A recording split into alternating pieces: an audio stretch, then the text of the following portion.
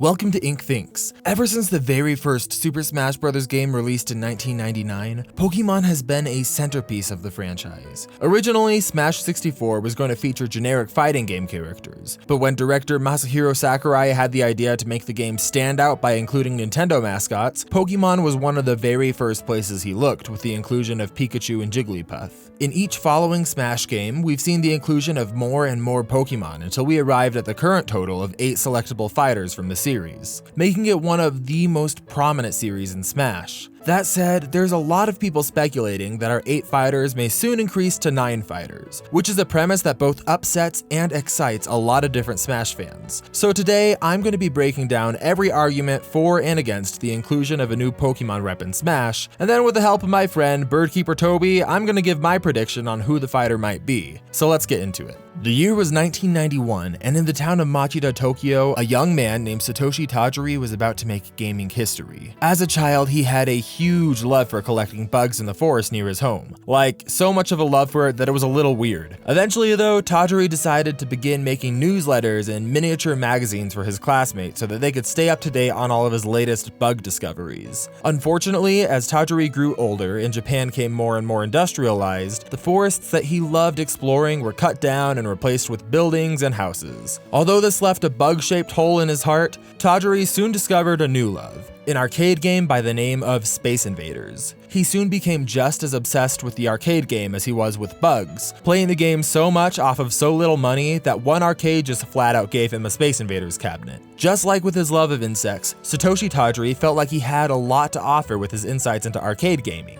He began hand-drawing, writing, editing, and selling his own series of arcade gaming magazines with all kinds of tricks, tips, and news that he could get his hands on. He named this magazine Game Freak. The magazine had a slow start due to each copy having to be hand-created by Tajiri with his family, but it began to gain more and more traction, and eventually Tajiri was able to put together a team behind Game Freak. Over the next 9 years, Game Freak got more and more publicity and sold more and more copies, but hot off the back of the video game crash of 1983, Tajiri noticed that something felt off about the games at the time, namely that they kinda sucked and felt soulless. Being inspired by the time that he spent as a child searching for creatures in the woods, Tajiri pitched the idea of a game he wanted to call Capsule Monsters to Nintendo. Nintendo loved the idea and quickly approved it, but it particularly caught the interest of Shigeru Miyamoto, who ended up serving as a sort of mentor on the game. And eventually, on November 27th, 1996, after 6 years of development, Tajiri was finally able to release his creation to the world. The title had shifted over the years a little bit from Capsule Monsters to Pocket Monsters, which was eventually localized and shortened to Pokemon.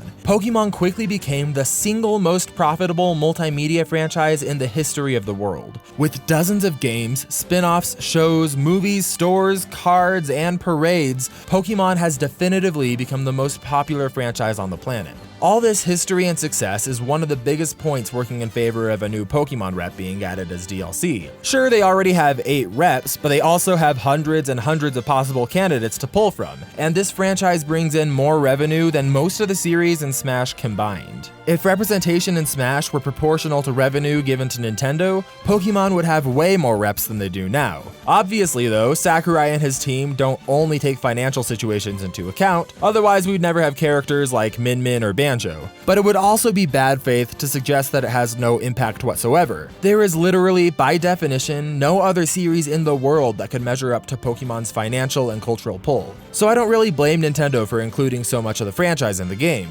And the success of Pokemon is definitely well earned. It is true that some people have specific issues with Game Freak or the individual Pokemon games, and a lot of these are well merited, but Pokemon itself has something special for everyone. It has collecting and caring for the Pokemon for people who like that kind of thing. It has a fun exploration and battle system for people who like more fast-paced gameplay, and it has a competitive scene for people who like math. But there is something really magical about the games, especially when it's your first time playing through it. I recently started a playthrough of Pokemon Shield in French to assist my efforts in learning the language, but I didn't take into account the fact that each Pokemon and move had different names, and so because of this it was kind of like I was re-experiencing the game for the first time, having no idea what was coming next, the things that were going to happen, and what Pokemon I would run into. It is true that Pokemon hasn't significantly evolved its formula over the years, but that's because the formula works. It may feel stale to people people who have been playing it for a long time, like many Smash players, or like myself. But for people experiencing Sword and Shield as their first foray into the game, it really is something special that no other game or franchise has really been able to capture before or since.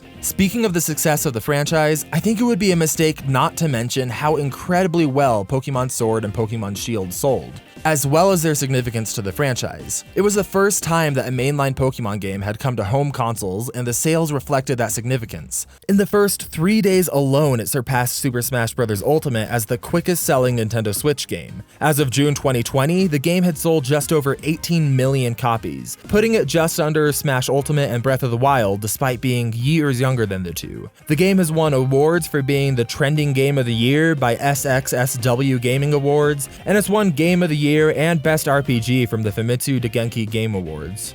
While some dedicated fans have had mixed reactions to Sword and Shield, as a whole it was wildly successful and there's no denying its impact. Not only has the base game done very well, but there's also a second wave of DLC called Crown Tundra coming up at the end of this month. Like I said, some people do definitely still have criticisms of the game, and even of Game Freak as a whole, and while a lot of those are valid, I really don't think that they affect the chances of a Pokemon getting into the game. Now, a lot of people are saying that because Crown Tundra comes out in late October, that announcing a Pokemon DLC around that same time would make a lot of sense. And yeah, I kinda get this reasoning. After all, we saw Steve's inclusion line up with the Minecraft event, and we've also seen a precedent set that the Smash team does occasionally line up their releases with other gaming events like the Game Awards. But honestly, I don't think that this is a well enough established pattern to be able to use to predict characters' chances. I don't think that it works in a Pokemon rep's favor before the DLC, and I also don't think that it's going to work against the Pokemon rep after Crown Tundra passes. To me, these are two unrelated events happening within Nintendo, although I suppose I could always be wrong about that. But let's talk about Nintendo's timing a little bit more. With the success of Sword and Shield, it would seem obvious to me that Nintendo would want to include a rep from that game. After all, they do have a pattern of including mostly new Pokemon characters from the most recent generation, which explains the generation gap that we see in Smash missing regions like Sinnoh. Pokemon Sword and Shield weren't even released until 4 out of the 5 fighters in Pack 1 were announced. And we know that Byleth was only able to get into the last fighter pass by being developed concurrently with his own game, and even that seemed to be a tight fit as he was the 5th fighter in the pack. It's difficult to imagine that even if Nintendo wanted a Pokemon in Smash, that this would be enough time for Sakurai to execute on it with a new generation. If a Gen 8 Pokemon is gonna make it into Smash, it's gonna have to be in DLC Pack 2. Pack 1 and the base game were just simply too early to get in, which honestly is the same reason that I don't think that we see a Xenoblade 2 rep, and why I think one might be coming in the future, but that's a different video.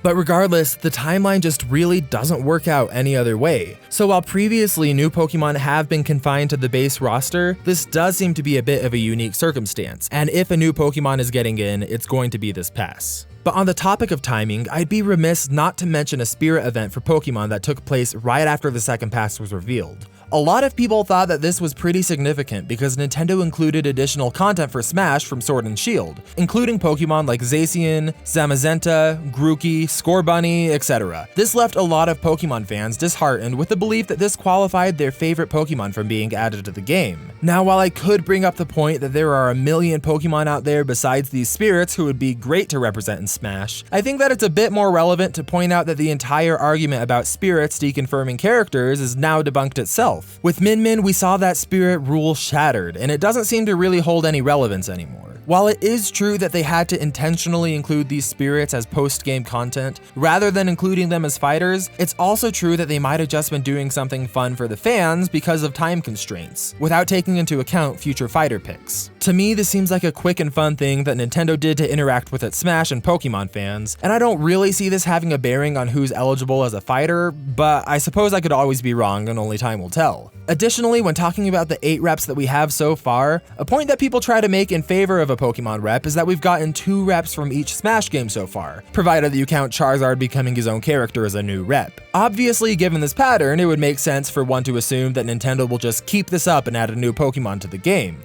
But just like most patterns established by Nintendo, we really need to be careful about the distinction between a pattern and a rule. I think that we can definitively say that the Smash team is open to the possibility of a new Pokemon given the pattern so far, but that also is about all that we can take away from this in my opinion. To me, it's not a confirmation, and it definitely doesn't work against the Pokemon, it's just something kind of interesting to note. Now, with all of these combined, I honestly think that a Pokemon DLC is fairly likely, maybe even around a 7.5 out of 10. I know that some Smash fans already think that the series is oversaturated in the game, and I get it, I really do. But this is a whole new generation of Pokemon for a whole new generation of people, and with the sales of Sword and Shield, this rep could potentially go far beyond what Incineroar was able to manage. But even if we assume that a fighter is coming, that still leaves the question, who would it be? There are so many popular Pokemon out there in the Galar region, and it's hard to narrow things down. That's why I have enlisted the help of someone who's much more qualified than me to list out the Pokemon that he thinks would be cool to include in Smash. I'm gonna pass the time over to my friend BirdKeeperToby to give his thoughts, and then we can break them down together. Hey Pokemon Masters, InkThinks, BirdKeeperToby here, and looking at potential Galar region fighters for Smash it's interesting. There's a couple of ways you can go about it, really. You can go really serious, or you can go really memey. I'm going to explore the memey idea first. Because it is one of my favorite Pokemon of all time, I would love to see Snom in Smash. I don't know what its moves would be. I don't know how this would work. I think Pokemon like Snom, Pokemon like Applin or Cramorant could all be really funny to be in Smash, and they'd make for really fun involvements, but I don't think their popularity is big enough. I think more likely they're going to take the serious route. That said, Snom would be my dream Pokemon. Either that or a Wooloo bouncing around the field or a Dubwool charging into its enemies could be really funny, but I see these more as like assist trophy inclusions, to be honest. Even the legendary Pokemon Zacian and Zamazenta that do represent fighters would just make so much more sense as assist trophies. Going down the list then, we can look at what Pokemon's done historically involving starter Pokemon. Of the three, I think Cinderace sticks out the most. It's very athletic. There's already a flaming football in the Smash Bros. Item roster. But specifically, I just think out of the three, its body proportions represent a fighter more accurately. Though it's certainly not my favorite Pokemon and wouldn't be my first choice. Other options could include Toxtricity. I think that's been a pretty popular Pokemon this generation. The idea of it having a final smash where it G-maxes and then uses its electric guitar to wipe away opponents would be really interesting, especially with a combination of ranged electrical and poison moves, as well as poison jabs and punches. That said, if they want to get that blend between quirky and serious, they could always go for a Pokemon like Sirfetch'd. This is of course new to the brand new Generation 7 games. At the same time, it's iconic because it's based off of a Generation 1 Pokemon, so people are going to recognize it. And it's clearly a fighter. Look at it. It's got a ridiculously long lance and it's got a shield. Now we can do all the memes again about new fighter leaked for Smash. I think Sirfetch'd would make a lot of sense as a potential fighter, actually. It's just quirky and dumb enough that I think it would maybe even draw a few more people over to the Pokemon franchise if they weren't already playing. That said, no idea what its final Smash would be. A more appropriate Pokemon might be the Fighting Master Urshifu with its two different forms as alternate skins, and of course its Gigantamax form as the final Smash. Urshifu is the master of the fighting dojo, so having it in a fighting game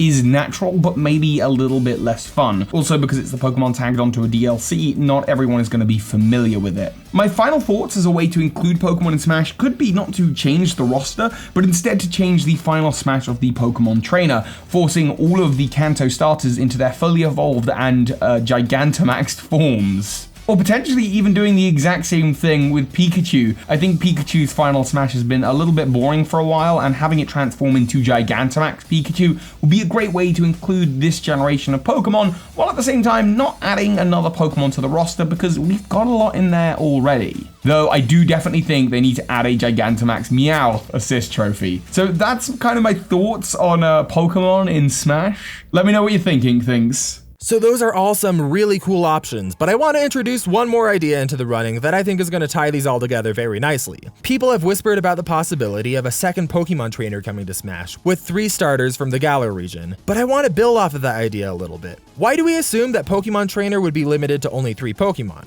Sure, Red only has 3 Pokemon, but that's also reflective of hardware limitations, no DLC, and the total number of fighters during Brawl. I haven't really seen anything out there to suggest that a Pokemon trainer for DLC couldn't theoretically have a full team of 6 Pokemon that he can cycle between kinda like Shulk with his Monado arts. I mean, it would definitely be a lot more work than a single Pokemon rep, but we've also seen from the Smash team that they're willing to go above and beyond for this DLC. We can see that as evidenced by them recoding every single stage for Steve. And I think that it could even win over some of the people who claim that they would be disappointed with another first-party rep from Pokemon. Now, it's hard to say if these options are any more likely than other Pokemon, but if I were to choose subjectively, this is who I would take on the team. Let's start by going through the 3 starters, because in my mind, they obviously need to be on the list. Like Toby said, Cinderace is fun and well-designed, and well-proportioned to be in a fighting game like Smash. He has a ton of personality, and with how awesome the Smash Pokemon reps look aesthetically, he would be great to include. But for a second evolution of the starters, I would take Thwackey. Not only is his name super fun to say, but he also just seems super cool and I love how he moves in the game.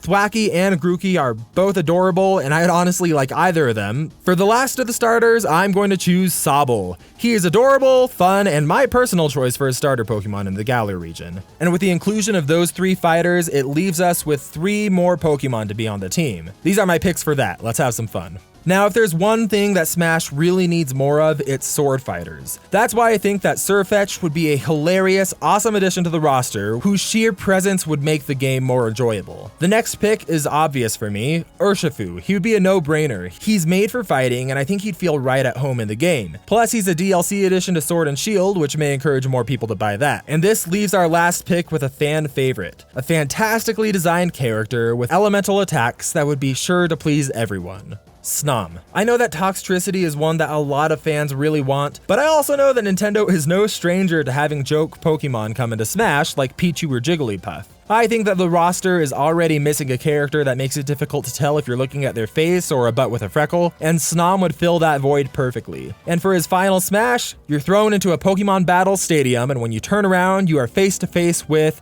G-Max Snom, unveiled for the very first time. Perfect. But anyway, that's just me having some fun and spitballing. What do you guys think of my idea for a fully armed Pokemon trainer as the new rep? Would having something like that make it a bit easier to get on Pokemon DLC for you? And if so, who would you want to see on his team? Click the video on the left to check out BirdKeeperToby's predictions on the Crown Tundra DLC. The video on the top right is going to take you to my entire final analysis playlist, and the video on the bottom right is one that YouTube handpicked just for you. Make sure to hit subscribe if you want to see when I post, or hit the bell if you actually want to see when I post. And feel free to come talk to me on Discord. The link is in the description. Until next time, stay smashing.